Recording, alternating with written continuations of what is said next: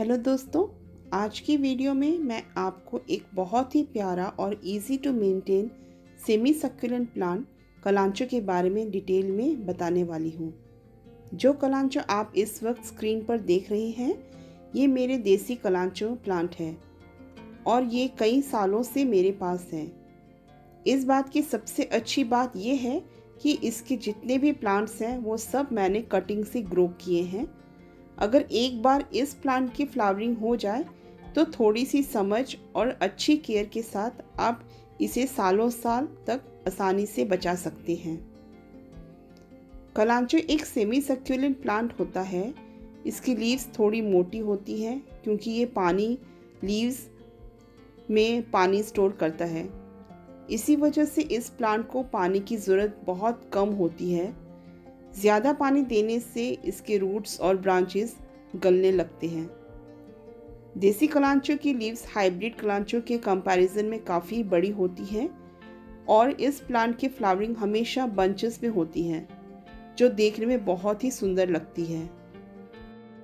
अब बात करते हैं सनलाइट की, जो कलांचो के लिए सबसे इम्पॉर्टेंट फैक्टर है। अगर आप चाहते हैं कि आपके कलांचो में अच्छी और हैवी फ्लावरिंग आए तो इस प्लांट को सनलाइट की बहुत ज़्यादा ज़रूरत होती है। फ्लावरिंग के लिए बेस्ट ये होता है कि प्लांट को फुल डे सनलाइट मिले। जितनी ज़्यादा अच्छी धूप मिलेगी उतनी ज़्यादा हेल्दी बर्ड्स इसमें आने शुरू हो जाएंगे।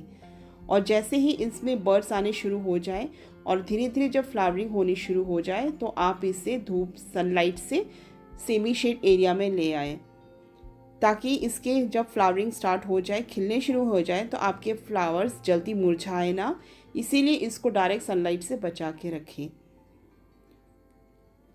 फ्लावरिंग ख़त्म होने के बाद आप आसानी से कलांचो को बहुत ही इजीली ग्रो कर सकते हैं कटिंग से। ये प्लांट कटिंग से भी ग्रो होता है और पत्तों से भी, लेकिन पत्तों से ग्रो होने में इसको थोड़ा टाइम लगता है। मैं आप लोगों को दिखाती हूँ कि मैंने कैसे जब इस प्लांट की कटिंग लगाई थी तो इसके कटिंग्स तो बहुत इजीली ग्रो हो गए थे। करीब 1-2 हफ्ते में इसके रूट्स आ गए थे और ये धीरे धीरे ग्रो होना शुरू हो गया था। मैंने इसकी एक बड़ी लीफ तोड़कर इसी सॉइल में इसको लगा दिया था।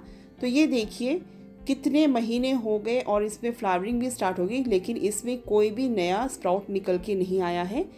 इजीली इसके लीव से लगाने से इसमें ग्रोथ तो हो जाती है, इसके रूट्स भी निकल के आ जाते हैं, लेकिन नया स्प्राउट निकलने में इसको बहुत टाइम लग जाता है। तो बहुत पेशेंस की ज़रूरत होती है। मैंने आपको निकाल के दिखाया है। ये देखिए कितनी सारी इसकी रूट्स तो आ गई हैं, लेकिन इसमें नया स्प्राउट निकला नहीं है। तो लीव से आपको कलांचो प्लांट ग्रो करने में बहुत टाइम लगता है, इसीलिए बेस्ट है आप इसके प्लांट की कटिंग से ही आप अपने प्लांट्स बनाएं और बहुत सारे आप कटिंग ग्रो कर सकती हैं। तो मैं आप लोगों को यही एडवाइस करूंगी कि कलांचो प्लांट को लीव से ग्रो करने की बजाय आप कटिंग से ही ग्रो करें, जिससे आपको जल्दी रिजल्ट मिले। विंटर सीजन कलांचो के लिए सबसे बेस्ट होता है। इसी टाइम इसकी फ्लावरिंग स्टार्ट होती है और प्लांट बहुत हेल्दी रहता है। विंटर के टाइम फुल सनलाइट देने से प्लांट में अच्छे से बर्ड्स डेवलप होते हैं। मार्च और अप्रैल तक ये प्लांट आसानी से चल जाता है। बस ध्यान ये रखना होता है कि इसे एक्सट्रीम पानी या एक्सट्रीम गर्मी के तेज़ धूप से ज़्यादा स्ट्रेस ना मिले और पानी सिर्फ तभी दिया जाए जब सॉइल बिल्कुल ड्राई हो। जैसे ही मॉनसून सीज़न स्टार्ट होता है, ह्यूमिडिटी बढ़ने लगती है और यहीं से कलांचो को सबसे ज़्यादा केयर की ज़रूरत होती है। तो अगर आपके पास कलांचो है और आपकी अभी फ्लावरिंग हो रही है तो आप इसको इस सीज़न में तो अच्छे से सेव कर सकते हो, अच्छी फ्लावरिंग ले सकते हो, लेकिन मॉनसून के सीज़न में आपको अपने प्लांट का बहुत ध्यान रखना पड़ेगा। बारिश का पानी अगर इस प्लांट पर लग जाए तो इसकी ब्रांचेस गलने लगती हैं, इसीलिए मॉनसून के टाइम इस प्लांट को बारिश के पानी से पूरी तरह बचाकर रखना बहुत ज़रूरी होता है। बारिश की छींटें भी इस पर ना पड़े, ऐसी जगह आप अपने इस प्लांट को रखें। मॉनसून में पानी देने में भी बहुत सावधानी रखें और सिर्फ तभी हल्का पानी दें जब बहुत ज़्यादा ज़रूरत हो। अब बात करते हैं कि आप अपने प्लांट पर फंजीसाइड का इस्तेमाल कब करें। अगर आपको कभी लगे कि प्लांट की ब्रांचेस सॉफ्ट हो रही हैं या इसके जो रूट हैं वो थोड़े से ड्राई हो रहे हैं, इसकी ब्रांचेस थोड़ी सी रॉट होनी शुरू हो रही हैं, तो बिना देरी किए फंजीसाइड का इस्तेमाल करें। मैं पर्सनली ट्राइकोडर्मा का इस्तेमाल करती हूँ। आप ट्राइकोडर्मा का पाउडर एकदम आधा चम्मच 1 लीटर पानी में मिक्स करके इस पर छिड़काव कर सकते हैं, स्प्रे कर सकते हैं, जो फंगल प्रॉब्लम्स को कंट्रोल करने में बहुत इफ़ेक्टिव होता है। इसे मॉनसून के टाइम प्लांट को बचाना काफ़ी आसान हो जाता है। कलांचो के लिए सॉइल भी ज़्यादा कॉम्प्लिकेटेड नहीं होती है।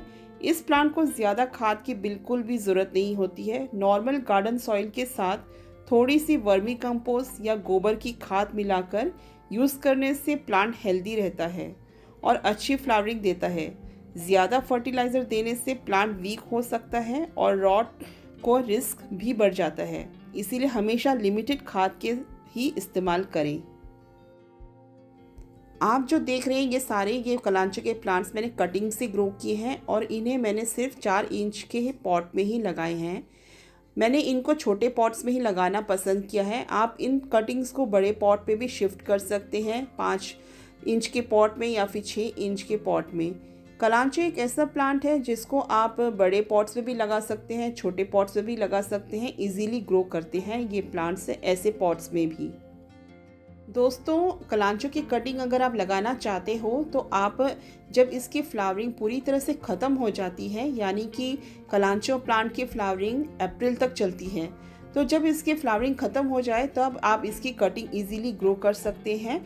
आप इसको मई जून के सीज़न में इजीली ग्रो कर सकते हैं जब बारिश का मौसम होता है, लेकिन बस इसको बारिश के पानी से बचा के रखें और कटिंग लगाने के बाद उसे हमेशा शेड में रखें। डायरेक्ट सनलाइट बिल्कुल ना दें, पानी भी सिर्फ हल्का सा ही दें। कुछ ही टाइम में आप देखेंगे कि कटिंग से नया प्लांट अच्छी तरह ग्रो होने लगता है।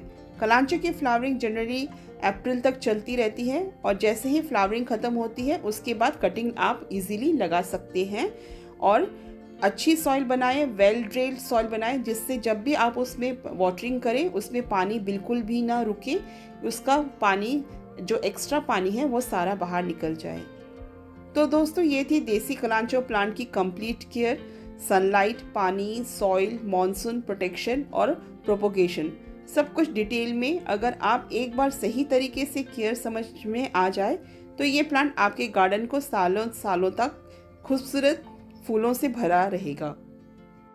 अगर आपको ये वीडियो हेल्पफुल लगी हो तो लाइक ज़रूर करें, शेयर करें और गार्डनिंग से जुड़ी ऐसी ही वीडियोस के लिए चैनल को सब्सक्राइब करना ना भूलें। मिलते हैं नेक्स्ट वीडियो में, तब तक के लिए bye bye friends, happy gardening.